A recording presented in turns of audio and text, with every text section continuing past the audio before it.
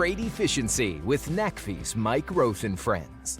Here in episode 67, we're joined by Marc-Andre Page, Vice President of Commercial Operations at Lion Electric, where he explains the history of the company and its focus on purpose-built electric trucks and buses. We also talk about the company's new U.S. manufacturing facility in Joliet, Illinois, the need to bring a positive experience to users of EVs, how successfully scaling electric trucks will take more than just producing quality vehicles, and the importance of sharing experiences across the EV ecosystem. Today we have joining me Marc-Andre Page. He's the Vice President of Commercial Operations at Lion Electric, I think, or maybe you'll correct me, Mark. It's a real pleasure to have you on today. Thanks for joining us. Well, thank you, Mike. It's a pleasure for me to be with you as well. So you got it right, Lion Electric and Lion, they both means the same. So really looking forward for our conversation today. I'm quite certain that most of the audience here knows about Lion and your work delivering electric trucks and buses.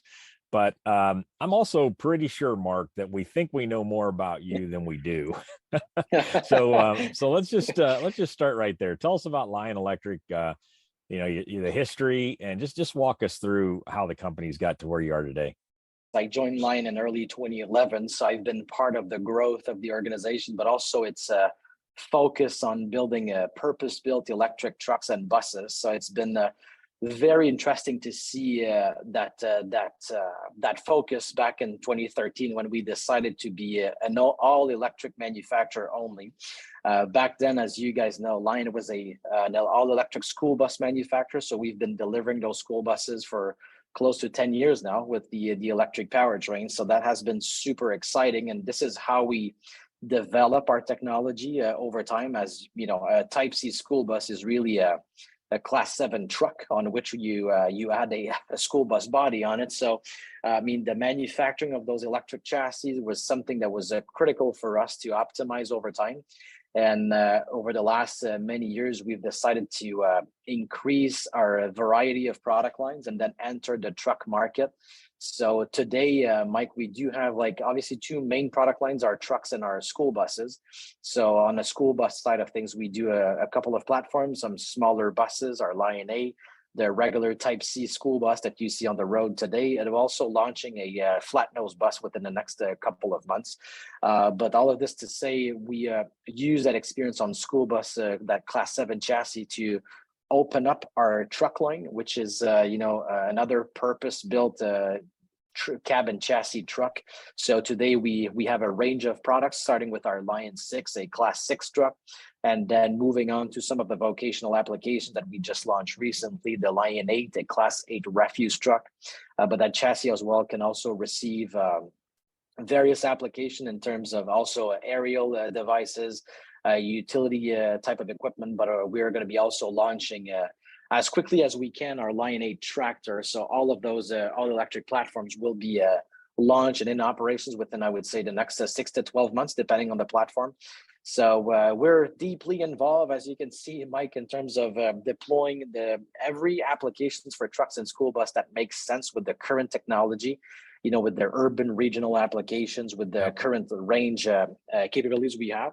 So we are trying to do our best to find the right fit and the right application to create some positive experience with our customers and the fleets to grow that side of the business as quickly as possible, because we understand the truck is a massive market in terms of the quantities of trucks on the road, but we believe that a significant portion today, the electric powertrain and the range makes sense for those applications, knowing it's not 100%, but we believe with those with those applications we can be very successful launching those units. So hey, we like simple terms and simple things here. So Lion 6, Class 6, Lion 8, Class 8. Good job there.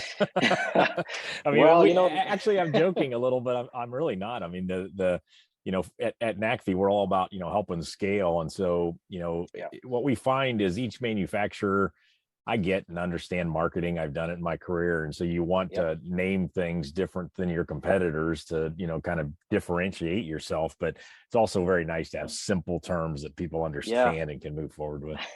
Yeah. I mean, it's, for us, making it simple is always more difficult sometimes, but for us, it's critical. And since we've been the new kid on the block for the last many years. I think going with a simple approach as well also help our customers in the fleet and the various stakeholders of where we are, what we offer as well. So it's been key for us to keep it simple as we do with the rest of our product and services as well. So a question has been on my mind, Mark, that I wanted to ask you, and I'll do it now so I don't forget later, is how do you view the US versus Canada marketplace? I mean, I gotta believe some people expect you to be a Canadian manufacturer for the Canadian market first. I'm pretty sure that's inaccurate, or maybe it's not, but how do you view that?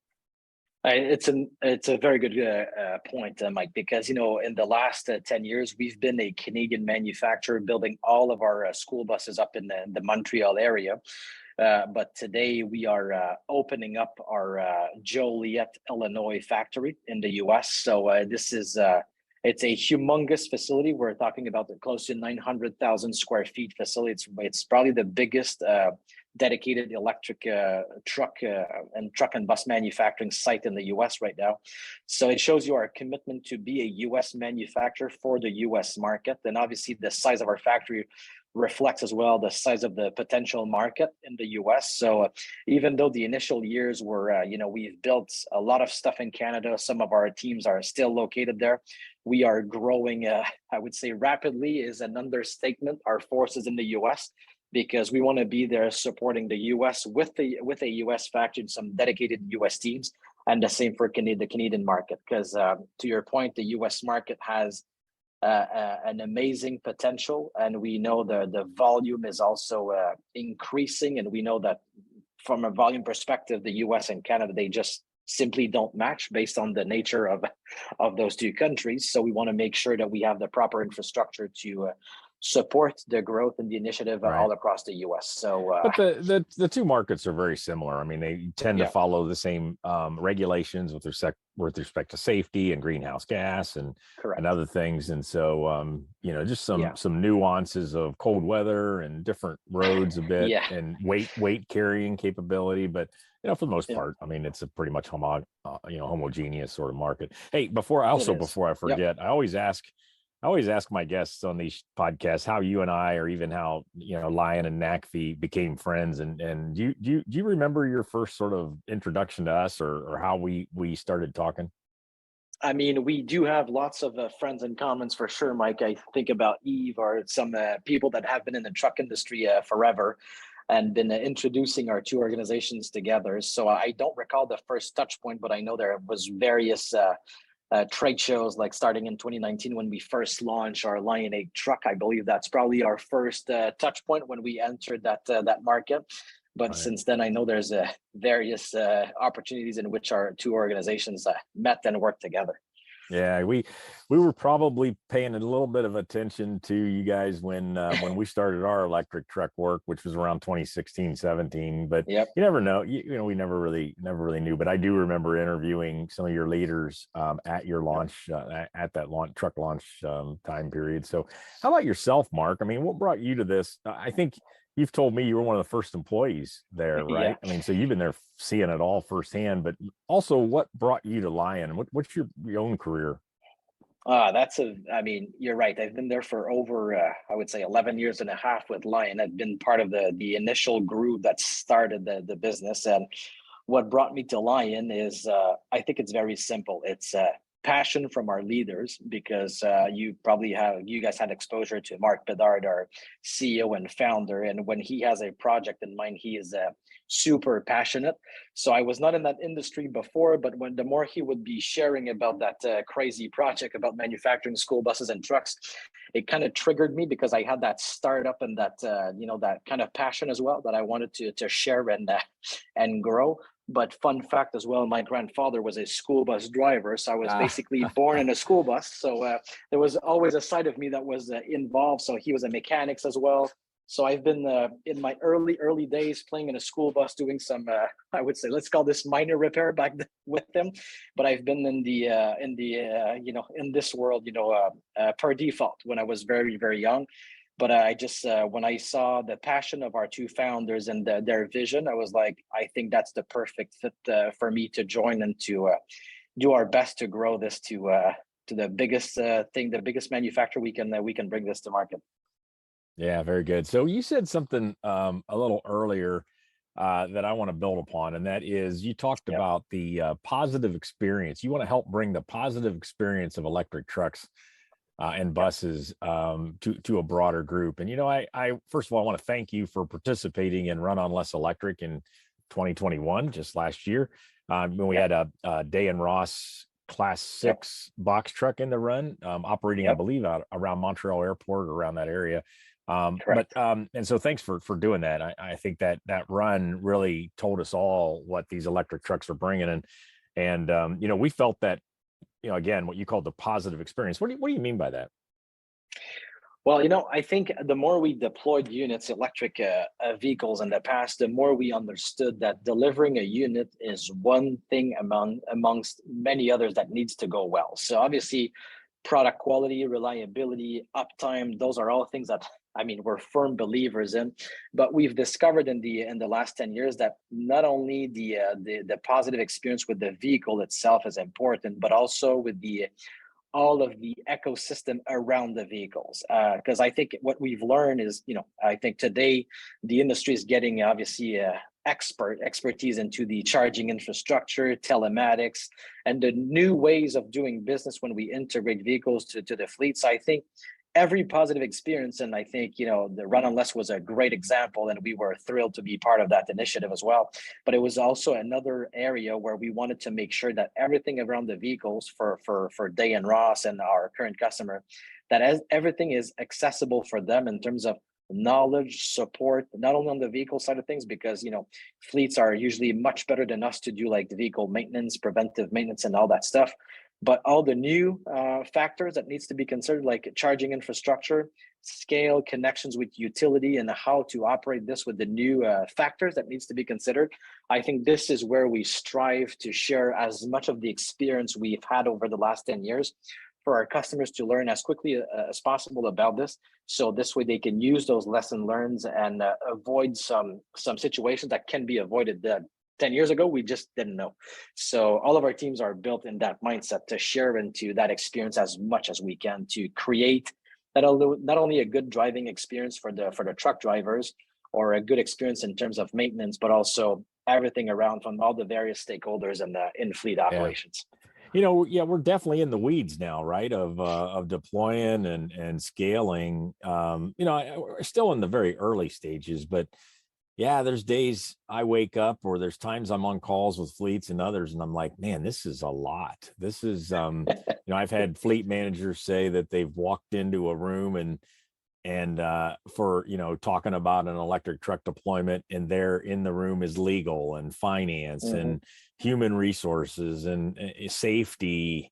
And, it just goes on. I mean, it used to be, if you were deploying new tires or some aerodynamics, you might have a few people in the room, but yeah. So just kind of help us peer into that. I mean, what's that like right now for some of your fleets and you, and first of all, I guess you got to get some of those players, whether it's the utilities or EVSE people or whatever, you got to even get them involved, right? Sometimes they may not even be in. And then once they're in, you got to really help put a fire under them to make all this work. I mean, paint a picture for us as to how that's working right now when a fleet tries to scale.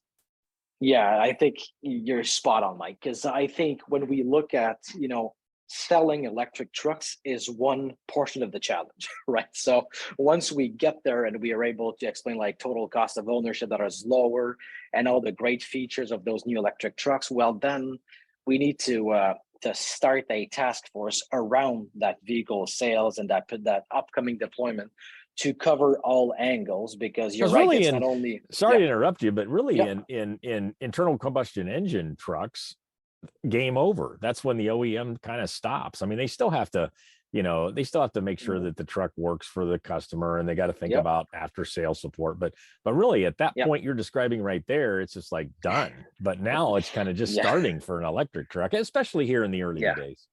Oh, no, for sure. And for us, this is where probably the biggest portion of our customer journey starts, because this is where we're deep diving in terms of, all right, site selection, where it makes more sense to deploy charging infrastructure. And yeah, like you mentioned, utilities are a critical stakeholders into this. Who do you select for your infrastructure, right? Because we're moving into a massive energy transition. And not only the utility providers are, the energy providers are different, but also the equipment to charge, our charging stations. I mean, we see today a surge of new manufacturer that propose all kinds of great products and various, specifications. But at the end of the day, we've got involved with our Lion ecosystem, which consists of various teams from charging infrastructure, vehicle telematics, extended warranty, on-site support, mobile teams, all the different teams that they are required to support their fleet electrification properly, because there's so many different factors. When we look at charging infrastructure, it's a good example.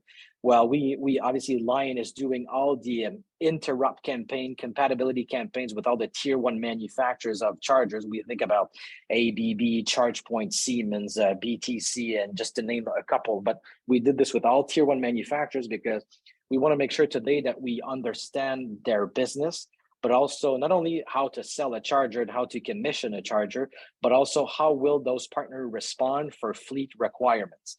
And I think this is something that sometimes we forget, because selecting the right partner is not only like the best cost of the charger. There's a lot of things to be considered, but with our experience in the last 10 years, we know that they all have their pros and cons. They're all amazing partners, but some of them are geared toward more fleet support, meaning if your charger is done in the morning, your asset is just not going out. So the response required from those partners is critical for fleet operation. And we've been trying to bridge that gap as much as possible to just control that portion of the equation. So we do have thousands of chargers in inventory right now, millions of dollars in spare parts, not only for trucks, but also for chargers, because we understand that, the market is getting there. It's growing rapidly. Those manufacturers are doing the right things, but fleets have different needs than public charging networks. Yeah. So for us, it's So important to, yeah. Well, are those separate businesses for you at Lion then? And how do you look at, I mean, you don't have to answer this if you don't want to, but how do you look at revenue? I mean, do you charge your customers sort of a consulting fee as well as selling trucks and chargers and different pieces, or how does all that work from a business standpoint? Well, for us, Mike, I think if a customer would like to buy some chargers, we are also resellers of all the tier one brands. So we can do this. So we're trying to make sure we have very aggressive pricing to make sure where our customers are happy to deploy those. We have availability of those. But for the rest of if a customer wants a telematics package, we do have like monthly packages and whatsoever. But what needs to be understood here is, for us at Lion, we're a truck manufacturer. So we want to deploy and deliver trucks. But for us, charging, telematics are becoming like necessary items for us to pursue growth, pursue deliveries, and allow our customers to deploy on their required timing. So we do offer lots of services for free right now. When we say like consulting or whatsoever, we support customers with program managers, project managers, with, because sometimes a fleet, they have amazing ambitions to deploy, but they don't necessarily have all the bandwidth to cover all the moving pieces of installing 50 chargers. It requires lots of time, lots of project management. So we are there to support. So there's all kinds of support functions in our group that are, let's call these customer success managers, that will be supporting you from the PO date all the way to delivery to perform that perfect transition to after delivery, post delivery activities. But we are there, and we're offering we've built a team, a strong team with those expertise, just to provide, I would say, free consulting, but also to share knowledge for them to make the right decision. Because for us, without this, it's becoming a roadblock as well, because there's some knowledge that is not that easy to access. So for us, it's part of our general services. We sell trucks and chargers, but the rest, we're there to support. I got it. And you got to get through that phase kind of quickly, because the the time frame for construction, permitting, construction, all that work to put this in, it can be lengthy. And I guess, like a lot of things here, there's a lot of unknowns yet as we ramp up. So I'm sure from a business and strategy and investment standpoint, you're holding on loosely to some of those things, because some of that, the industry might learn quickly and not need Now, maybe, Mark, I'm naive, and that's going to be 10 years down the line, not 2 or 5. But I do think that it'll be interesting to see how this grows and emerges over time. And I think it's going to grow. And the level of support required for fleets, I'm with you. Some of the fleets will build their own internal teams. We do have some customers that are very robust in terms of internal electrification programs. So they are getting that knowledge base, those critical hires in house. So we know that a lot of the fleets will be getting this internal knowledge to deploy this at the scale they are looking for. So we know we're going to have to evolve into this. So today it's a direct service that we offer to customers, but we will evolve with the market and evolve our teams depending on what's the most pressing need for our customers and fleets and all the state initiatives or the federal initiatives. Yeah. To pursue that growth. So sometimes we might phase out of the installation of charger at some point to address more strategic forecasts with utilities and something like that to give them visibility because they need time. Anything that comes to mind for you over the last number of years where you've had to adjust significantly your strategy, like something at Lion that you thought you saw it going this way, and then as you talk about a lot of learnings and et cetera, Yep. Is there something in particular you give us as an example where you've changed course? Yeah, I think the infrastructure is one good example. I would say 5 years ago, we were doing, like you've mentioned earlier, Mike, we were doing like consulting with customers to let them know what are the key factors to be considered for them to control their projects and whatsoever. And as we were deploying, 1Z, 2Z's units deployments, that's usually going well, right? Because the required power or whatsoever is, controllable. And it's within reach of, I would say, all of the fleets because they have, the knowledge and the skills to do this. But as we were growing the size of the deployments to 10 to 20 to 50 to 200 units, we rapidly understand that, only doing consulting for us was not sufficient in terms of a vertical integration. For us, we were able to, today, Mike, we're building 18 school buses a week where we have the capabilities to do up to 24 units of trucks per week. And that's before our US operations that is targeted to deploy 20,000 units per year. So the delivery cycle for us is a lot quicker to manufacture trucks and buses. It's a matter of days when infrastructure or charging infrastructure takes 52 weeks to deploy. So what we've changed in terms of our strategy is instead of only doing consulting, we created a level of inventory for a charger that is covering us probably for the next year of deliveries. But it's a massive risk that Lion is, undertaking right now. But it's also an opportunity for customers to take the time to make the right decision and then receive their vehicles per the funding program requirements or per their timing. So it was a significant investment for us to do so. But this way, I think we're in a better position to support customers, right? So you just brought up an interesting one. We hear that all the time that some of these truck incentives have timing, and they're having trouble getting their infrastructure in place to support the timing on the incentives. So, and a lot of what we've been talking about. I mean, I'm going to give a plug. In 2023, we're planning to do Run on Less Electric Depot, where we're going to help dig into. I'm sure you're kind of looking forward to that because it's and I am, because it's going to be so fun to really get out there and bring out into the public what's going on at these depots to try to scale, like you said it, from 1 or 2 to 10 to 50 to 200. I mean, it becomes huge challenge for the utility to get the power there. You got a lot of transition, operations changes at the site, all kinds of things. It's going to be so fascinating. I'm really looking forward to figuring out who these 8 or 10 depots are and getting on with it. Oh, I'm with you. And we have some amazing examples today that do have deployments of hundreds of school buses, per depot. And at some point, school buses or trucks, I mean, the power level is different, but the constraints are similar, right? So I think this is something to monitor very closely, because as we deploy scale like this, I mean, we see public charging network that are doing great things like Electrify America, the Tesla charging network, and so many others.